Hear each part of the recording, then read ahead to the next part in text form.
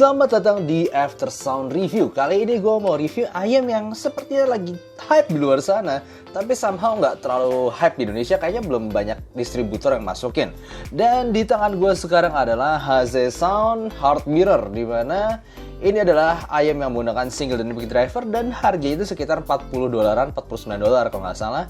Kalau diterjemahin dikonversi ke rupiah itu sekitar 600.000, 700.000-an lah dengan kurs sekarang. Sebelumnya thank you dulu untuk Om Denny Kurniawan yang udah pinjemin ayam ini ke gue, jadi gue bisa review dengan sejujur-jujurnya. Oke, langsung aja gue akan bahas seperti biasa dari build, fit, frequency, response, suara, dan juga perbandingannya. Mulai dari buildnya sendiri untuk harga 600.000-an lah, gue anggap aja 600.000-an. Ayam ini terlihat sangat keren. Ini somehow ngingetin sama Moondrop KXSS, karena pertama kali kalian lihat itu jelas ini finishingnya tuh mirror. Dan juga lumayan berat. Gue gak bilang berat-berat banget seberat kayak XSS sih, cuman cukup berasa berat. Jadi ini metalnya tuh gak bohongan. Kalau kedengeran kayak tadi, kalau misalnya bersentuhan gitu ya, tak-tak-taknya itu berasa metal yang cukup kuat. Sampai ke nozzle-nozzle-nya itu juga masih bahan metal. Jadi secara build quality bagus. Lalu kemudian untuk dia menggunakan konektor dual pin. Lalu kabelnya seperti ini ya. Kabelnya twisted di bagian atas dan juga ini braided di bagian bawah 4 core. Nih jacknya, jadi total ini benar-benar kayak mirror finishing dari atas sampai bawah. Oke, kemudian untuk fitnya sendiri buat gue ayam ini sangat enak. Serius, bentuknya mungkin kayak diamond begini, tapi dalamnya tuh nggak ada sudut-sudut tajam. Buat kuping gue ini enak banget, gue bisa pakai berjam-jam. Kuping gue rada kecil by the way. Dan lalu kalian tentunya perlu fit yang pas, regular fit aja biar dapetin suara. Ini bassnya cukup, salah satu ayam yang cukup bagus untuk dapetin sensasi bassnya itu perlu fit yang tepat. Lalu kemudian untuk suara sendiri gue akan pakai i5 XDSD, kemudian QDLX 5K, X-Duo X10, dan juga iBasso di X160 sebagai source gue, dan ini adalah lagu-lagunya. Oke, ini adalah frekuensi response-nya, dan kalau misalnya lihat gini aja, buat gue HZ Sound Mirror itu definitely termasuk dalam kategori mild V-shape. Karena elevasinya adalah di bass, area mid bass ini kelihatan mulai naik sampai ke sub bass. Lalu kemudian upper mid to treble-nya itu lumayan ada emphasize, lumayan ada kenaikan, dan ini adalah resonansi coupler-nya. Jadi kelihatan ya dia mild V-shape tapi nggak begitu banget gitu. Kalau misalnya dibandingin sama Harman, kelihatan ini kayak XSS itu punya sub bass yang lebih gede lagi, tapi mid bass, lower mid range-nya itu lebih dikit. Dan di lower treble to upper treble-nya di sini ke XSS lebih cepet turun ya. Jadi memang treble-nya itu lebih berasa di si HZ Sound Mirror ini. Lalu dibandingin sama DF neutral-nya Swanergy, kelihatan bahwa ya Swanergy itu lebih flat, kayak diturunin atas dan bawahnya itu diturunin dari si HZ Sound Mirror. Jadi lebih jelas HZ Sound Mirror gue kategorikan V-shape karena ini standar netral gue si Swanergy. Lalu kemudian kalau misalnya pasti ada yang tanya gimana nih sama T2 Plus, T2 Plus yang start. Lihat bawah ternyata mirip guys.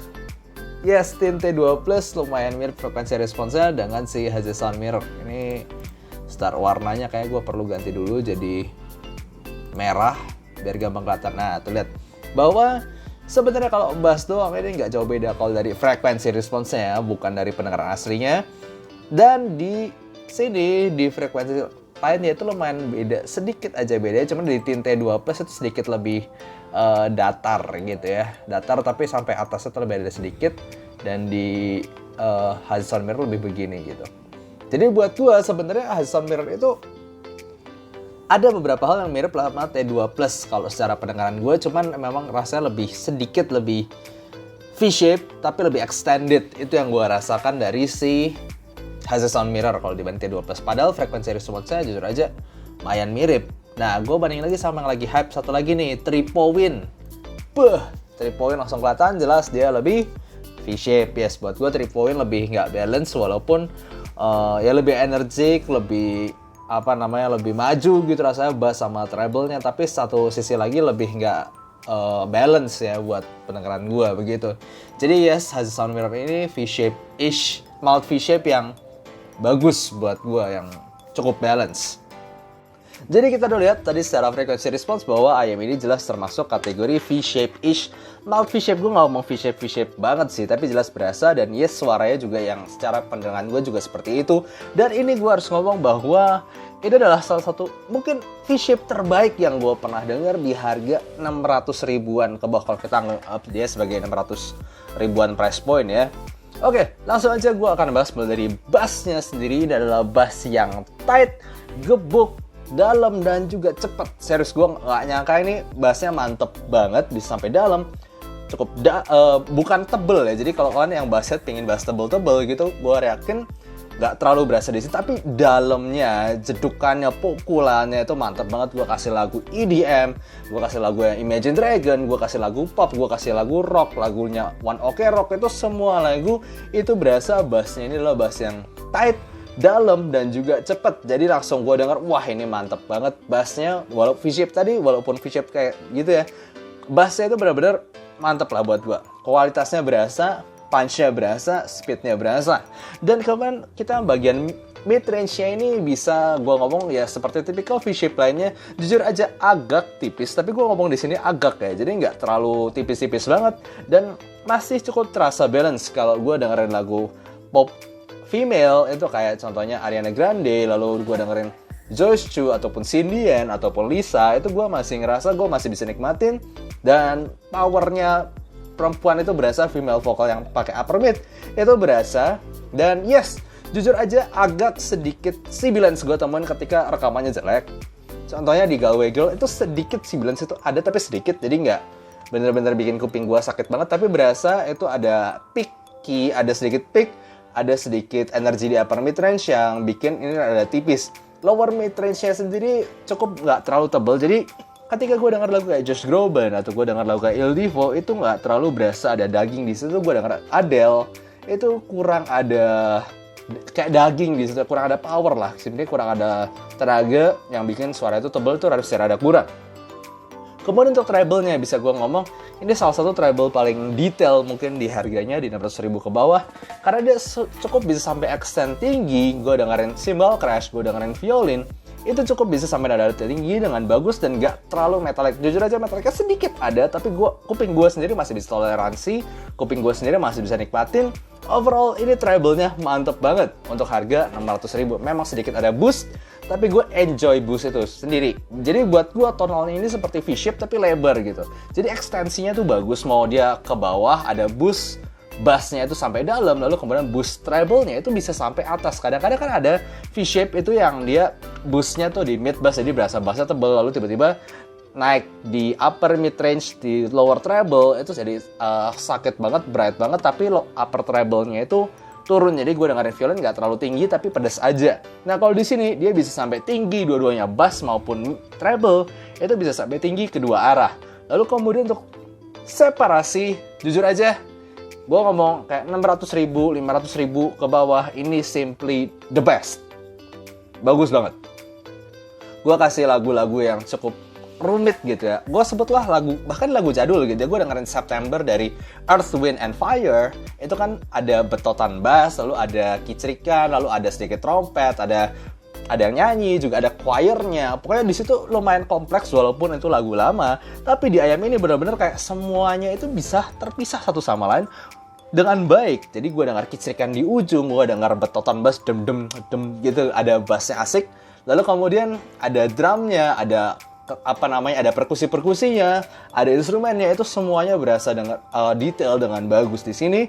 Dan kemudian untuk imagingnya sendiri dan soundstage-nya itu berasa 3D yang bagus. Jadi buat gue teknikalitas simply one of the best or maybe the best lah yang gue pernah denger di harganya. Jadi dulu sebelumnya gue ngomong kalau misalnya kalian cari separasi, kalian cari teknikalitas, harga 600 ribu ke bawah itu bisa kayak CCA C12. Cuma sekarang buat gue kayak tahtanya gue harus kasih ke Haze Sound Heart Mirror ini. Seriously, this is very good secara teknikal dan tonalnya sendiri secara V-shape dan dia bisa extend dari ujung sampai ujung. Itu buat gue udah mantep banget. Nah sekarang gimana perbandingannya? Gue bandingin sama yang terkenal V-shape juga di harga 450 ribuan, KZZ S10 Pro. Jujur aja di sini KZZ S10 Pro ini berasa lebih bassnya lebih gendut tapi nggak sedalam HZ Sound. Lalu kemudian treble-nya juga rada pedas-pedasnya sedikit ada, tapi sedikit lebih pedas lagi di HZ Sound Mirror ini, tapi jelas lebih extend. Detail-detail atasnya itu jauh lebih berasa di HZ Sound Mirror ini. Sekaligus memang vokalnya agak sedikit lebih sibilan sedikit, tapi sedikit aja.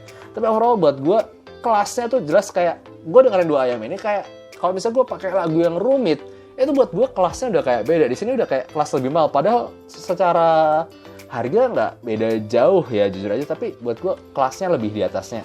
Jelas si HZ Sound Mirror ini. Gimana dibandingkan dengan ayam favorit gue sendiri di 1 juta ke bawah, yaitu Tint T2 Plus.